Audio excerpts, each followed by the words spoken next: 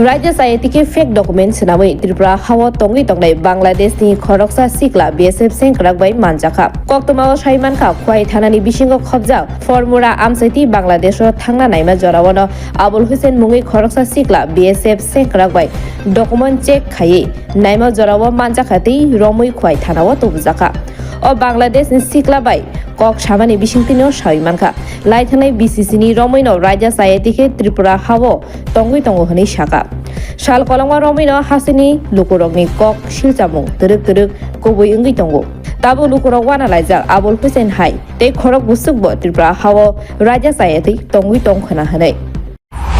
আপনার নাম কি?